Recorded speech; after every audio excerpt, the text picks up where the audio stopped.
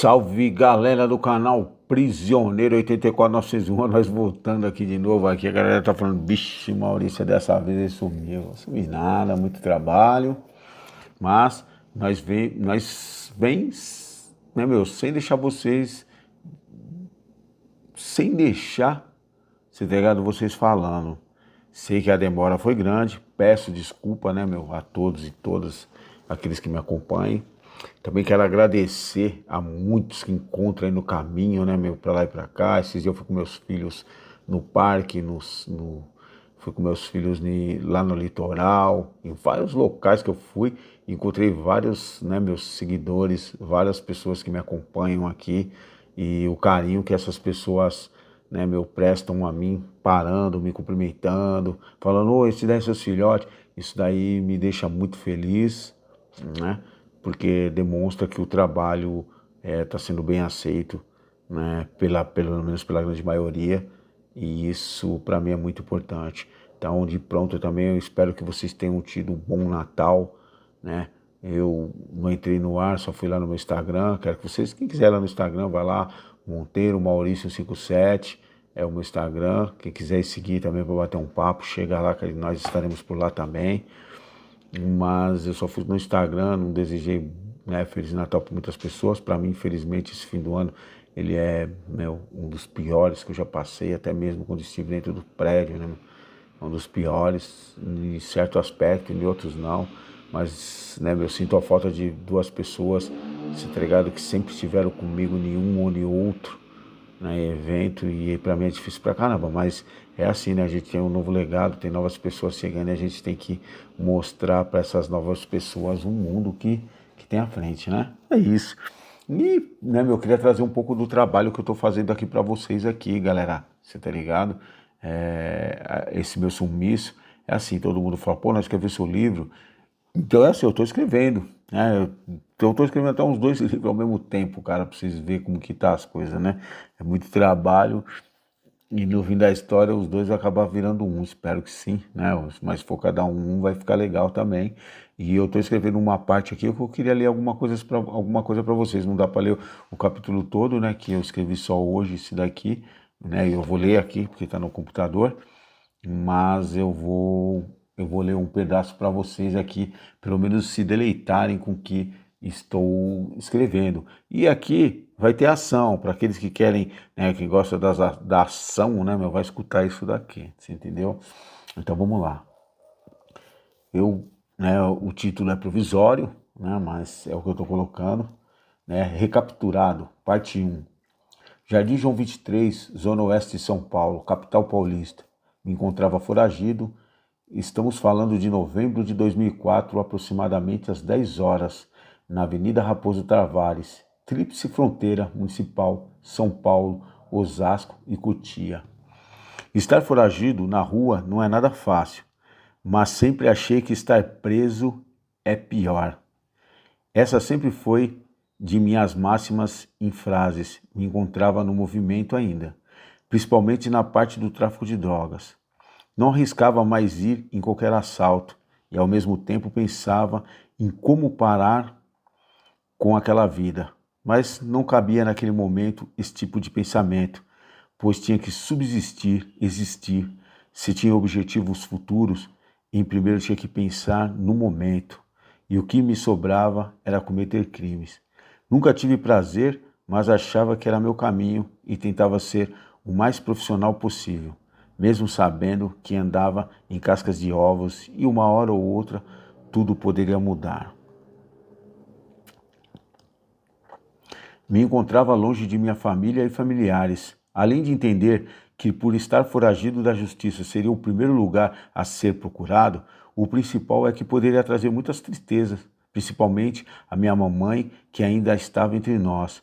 Minhas visitas na quebrada eram rápidas e em horários bem diferenciados, não avisados e nunca sozinho, sempre com algum companheiro ou mais de um como segurança, e todos armados.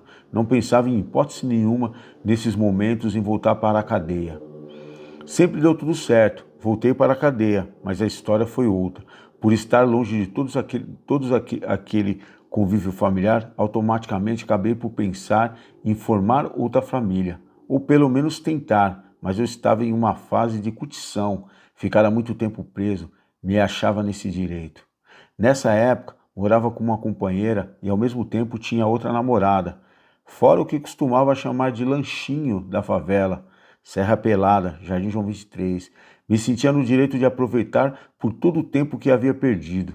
Nenhuma das duas com maturidade suficiente, ainda menores e muito bonitas, fazia parte da sensação do poder. Claro que nada escondido, pelo contrário, tinha e tem um bom relacionamento com seus pais. E diga-se, eles gostam de mim até hoje. Opa, peraí que passou aqui do que devia, né? Igual já disse, sempre pensei em um dia parar com tudo, então meus passos tinham que ser o menos destrutivo possíveis na vida dos outros. Conhecer essas meninas naquela época dá uma história fora parte. Hoje, mulheres, uma delas mãe de um filho meu, a outra casada, mãe de família, e pode-se dizer uma amiga, qual me deu muito trabalho naquela época, mas coisas de adolescente.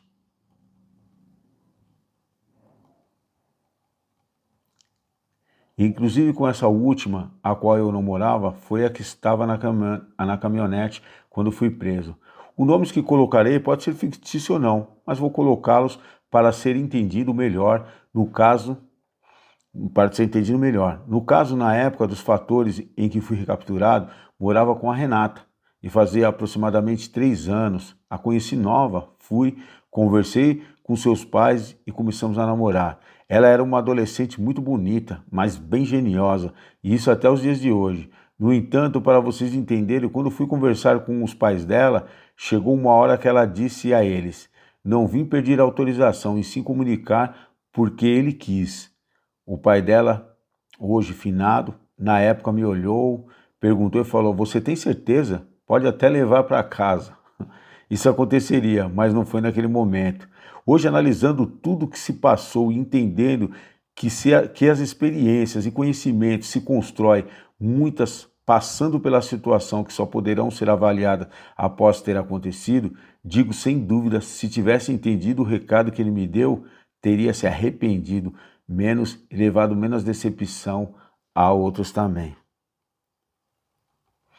Vamos chamar a namorada, a qual naquela época eu realmente gostava, de Aline. Nunca imaginei qual era a sua idade ao conhecê-la, pois seu tamanho, suas ideias, posicionamento na quebrada não demonstrava.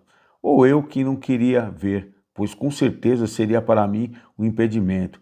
Mas quando soube de fato, minha primeira atitude foi falar com sua mãe, pois ali na quebrada todos me conheciam e tinha e tenho até os dias de hoje muito respeito.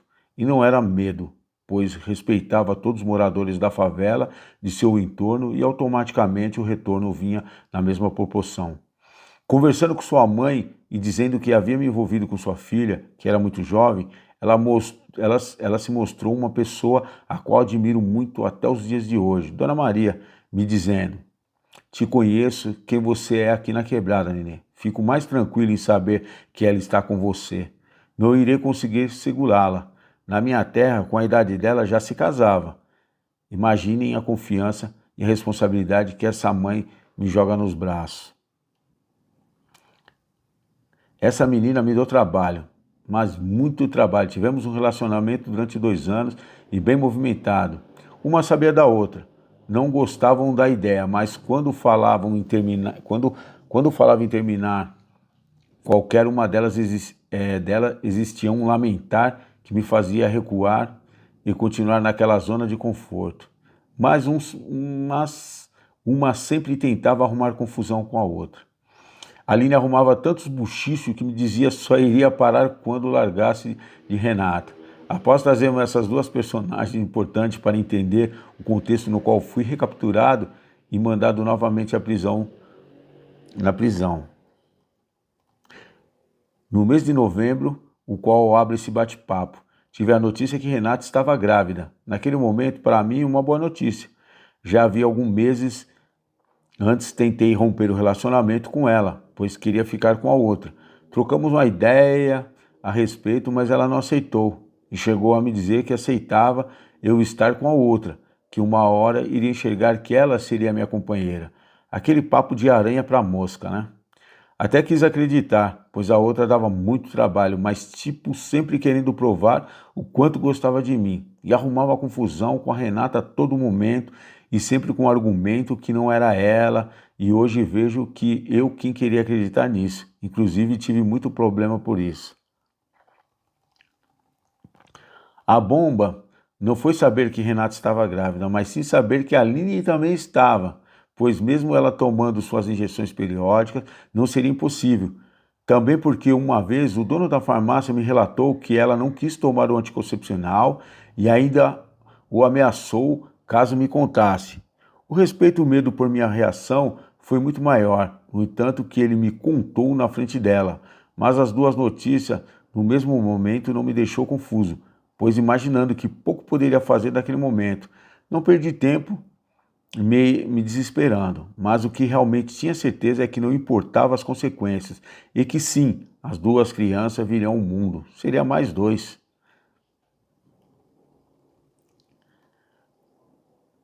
Deixa eu ver. Fui conversar com Dona Maria sobre a suspeita de sua filha estar grávida e a certeza de que Renata também estava, pois ela sabia da existência da outra. Lembro do papo que tivemos, me fez admirar muito mais essa mãe. Cheguei nesse meu jeito malandreado dizendo: Dona Maria, tenho duas notícias para dizer, uma ruim e outra mais ruim ainda. E ela se sentou, a filha dela não estava presente e me disse: manda a ruim primeiro. Falei que a filha dela provavelmente estava grávida. Aí ela perguntou qual era a minha intenção quanto a isso e que também estava desconfiada. Quando falei que assumiria essa criança, pois era meu filho, olhou bem para mim e falou: essa deveria ser a notícia ruim. Não achei tão ruim assim, mas solta a outra então. Falei na bucha, a Renata também está grávida e já é certeza. A reação dela me surpreendeu e vi quanto ela gostava de mim. Nessa época já conhecia o pai de Aline, que morava em Cotia, e ele também gostava muito de mim. Ela novamente me perguntou o que eu achava e o que eu faria a respeito. Foi simples, né? A resposta foi simples. Respondi: mais dois vindo ao mundo. Ela olhou para mim como se estivesse olhando para um moleque inconsequente, mas não com raiva e nem reprovação, e sim como uma futura avó. E acabou sorrindo e fez uma previsão que mais tarde se realizaria dizendo: Nenê, infelizmente você não ficará com nenhuma das duas. Meio que nem quis pensar, não tinha certeza se dali a uma hora ainda estaria vivo ou em liberdade. Estaria vivo ou em liberdade, também parecia prever o que estaria por vir. Situação tensa entre as duas minas, mas achava que estava tudo sob controle. Sobre a gravidez de Renata não tinha dúvidas, exame feitos e começando o pré-natal. Sobre a Aline estava com todos os sintomas e fez todos os exames. A surpresa veio quando fomos retirar o exame no posto de saúde no Jardim São Jorge. Um médico me chamou em particular e me disse que ela não estava grávida, mas que era uma gravidez psicológica e todas as consequências que a cercava, e que não encarasse como uma mentira, pois todos os sintomas indicavam sobre a a gravidade do caso. Isso me preocupou. Fomos embora, não comentei nada com ela, mas falei com sua mãe. Na época estava com uma caminhonete azul pinada, difícil de detectar que era bode, né? E de vez em quando andava com ela em minha situação de foragido da justiça, pois andar com carros que não tinham ligações documental diretamente comigo e com ninguém em meu círculo familiar e de amizade, pois caso acontecesse algo, deixaria o carro no local, poderia usá-lo como uma arma ou até usar em alguma cena de assalto. Meu outro carro estava lavando e tinha uma consulta no posto de saúde da cidade de Cotia, então resolvi levá-la na própria caminhonete. Meu mio. No caminho, aproximadamente no quilômetro 21 da Raposo Tavares, tive a infeliz situação no sentido São Paulo interior, da caminhonete rodar na pista, bati na lateral e acabei ficando com a frente virada para a contramão.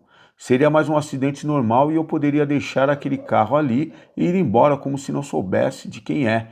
E também poderia pedir um guincho, pois os documentos, tanto os meus como do carro, a olhares simples, não seriam detectados nenhuma anormalidade. Mas havia alguma situação que estava acontecendo que não consegui entender no momento. A rodovia Raposo Tavares estava movimentada, em questão de segundos começou a encostar viaturas da Polícia Rodoviária Federal. Meus instintos fizeram com que eu mandasse a Aline sair rapidamente do carro e fosse para o ponto de ônibus ao lado e de lá fosse embora.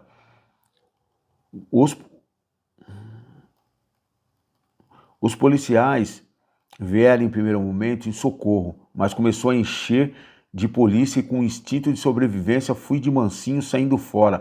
Pensei que algo deu errado no levantamento da caminhonete, tendo em vista que nem pediram meus documentos.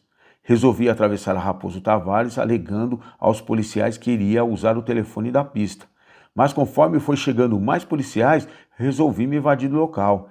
Entrei na mata e tentei fugir, mas em questão de segundo até o helicóptero da PM já estava lá.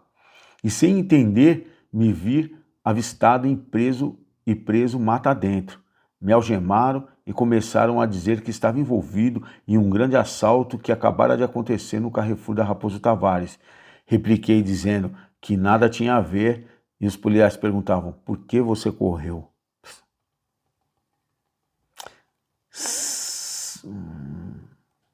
Sem até eu mesmo entender, naquele momento fui colocado dentro da viatura. Vi uma movimentação em outro carro na pista contrária da qual eu bati a caminhonete. Mas naquele momento não tinha como processar todas aquelas informações. Pegaram a Aline no ponto e trouxeram para perto de mim. Em um certo momento, os policiais vieram com um revólver de modelo .40, igual a uma arma que tinha, mas aquela não era minha. Olhou para mim e para a Aline e disse: olha que encontrei na caminhonete, de quem é? Falei: não sei de nada. E ela respondendo: é minha. Caiu na roubadinha que o polícia montou. Ela pensou que era a minha, com isso quis assumir a culpa. Nisso a caminhonete estava sendo guinchada e fomos todos encaminhados para a seccional de Cotia. Até o momento, vocês veem como o barato estava louco aqui, hein, galera? Até o momento não tinha nada contra mim. Levantaram meus documentos, os da caminhonete havia sumido, mas pela placa e chassi não constava nada. Aí que fiquei sabendo o que realmente aconteceu e estavam querendo me envolver. Naquele dia perto daquela hora, haviam roubado, juntamente com o Carrefour de Cotia, um carro blindado, vários elementos e todos fortemente armados. E esse era o motivo de ter tantos policiais na região. Mas na pista contrária que batia a caminhonete, os policiais haviam apreendido um carro com vários armamentos, um fuzil, uma metralhadora 9mm e duas quadradas, .40, inclusive uma que foi mostrada para a Aline. Queriam dizer que estávamos indo buscar as armas quando me acidentei. A imprensa estava em peso na seccional para que eu fosse apresentado. Entrei em desespero, pensei, com tudo aquilo de armas e mais o que deveria para a justiça, não sairia mais da cadeia. Tudo começou a mudar quando o delegado veio conversar comigo, querendo saber o porquê havia corrido, pois a caminhonete não constava como roubada e meus documentos mostravam que nem passagem eu tinha. Me perguntou quem era a Aline, expliquei quem era, o que estávamos fazendo e onde estava indo. O documento da caminhonete havia sumido. Opa. O documento da caminhonete havia sumido. Falei que havia comprado e dei nome de um finado que fora quem me vendeu, já pensando que poderia sujar. Mas novamente a Aline vai e fala que o carro era dela. O delegado, vindo em mim, perguntou do porquê ela estava dizendo que era dela. Justifiquei que deveria estar com medo da falta do documento, mas que a caminhonete era minha. Me disse que havia chamado a mãe dela e se de pronto confirmasse onde iríamos e que saímos da casa dela, seria liberado, pois saberia que nada tinha a ver com o assalto. Mas nesse momento estava conversando com os investigadores, alguns fazendo propostas de 200, 300 mil para que eu saísse daquele momento pela porta da frente. Senti que era papo furado, não tinha como, pois a imprensa estava lá fora. Continuei dizendo que era inocente, que não tinha passagem, né? Em algum momento, ia passando um investigador bem velho, olhou e veio em minha direção e disse: te conheço de algum lugar, você já tirou uns dias e foi em situação que passou na televisão. Aí entrei em choque, pensei, moiou, e ele saiu fora. Após isso, o delegado voltou e me disse que a mãe de Aline compareceu e comprovou meu álibi, iria dispensar a imprensa, ver o que faltava comprovar e me mandaria embora. As esperanças começaram a brotar novamente. Foi quando o mundo começou a cair. Foi quando o mundo começou a cair. Aquele investigador de idade que havia passado voltou e me disse: falei que te conhecia, trabalhei no DEIC em 1990. Gelei. Então ele mostrou a planilha que foi puxado no CDP de Osasco, o qual acusava minha passagem e que era foragido na época da penitenciária de Guarulhos. O delegado veio, trocou a maior ideia e disse que não mais iria embora, mas também não seria culpabilizado pelo que não fiz. Até fez seus elogios a mim por ter dito que a caminhonete era minha e que agora já sabiam que era produto de roubo e que o dono estava a caminho para reconhecer se havia sido eu quem cometeu esse roubo, e que a mãe de Aline falou muito bem de mim, e com isso que havia escapado de corrupção de menores por conta da mãe e ter dito que o carro era meu. O dono da caminhonete chegou, fiquei em uma sala para reconhecimento, mas conseguia escutar o que diziam. O delegado perguntou se era eu quem o havia roubado. A resposta foi não ter certeza. O delegado ficou bravo com ele. Chegou a dizer: um negrão desse tamanho te rouba e você não tem certeza de dá uma boa olhada, pois você sabe que não é o cara. Aí o infeliz falou: não é ele, não é ele não.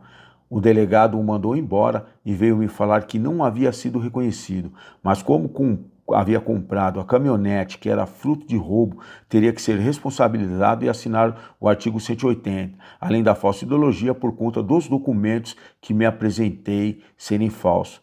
Minha sorte foi que esse artigo 180 o ganharia, além de ter dito nesse processo o nome do rapaz que havia comprado e que infelizmente já havia morrido. Também foi dito em minha defesa que se a polícia não havia conseguido detectar que o carro era roubado, como eu leigo poderia ter feito. E funcionou. O leigo poderia... Quando estava pensando que tudo já havia sido resolvido e que eu voltaria assim para a prisão, mas felizmente não cheio de BOs, o delegado me vem com uma cara de poucos amigos e me pergunta: quem seria Renata? Respondi e ele disse que daria 5 minutos para conversar com as duas que estavam brigando feio, pois se continuasse teria que prendê-las. Troquei uma ideia para pararem de brigar, como eu era considerado um preso de alta periculosidade, o delegado falou que não ficaria nem mais um minuto lá e seria removido para o CDP1 de Osasco. Então fui recapturado, voltando a ser prisioneiro 84.901 em nova rotina, se é que posso dizer assim, no sistema prisional paulista. Essa é um pedaço do que eu estou escrevendo. Eu escrevi hoje esse pedaço, então eu estou juntando vários passos, várias ações, vários acontecimentos, né, nesse livro, para depois tá aí para vocês pararem de ficar me cobrando o livro, certo? Então é isso, Prisioneiro 84.901, trazendo mais esse vídeo para vocês. Espero que tenham gostado. Espero que eu venha trazer mais um, nem que for para desejar um feliz ano novo para vocês todos e todas. Agradeço muito a presença. Tamo junto, galera. É nóis.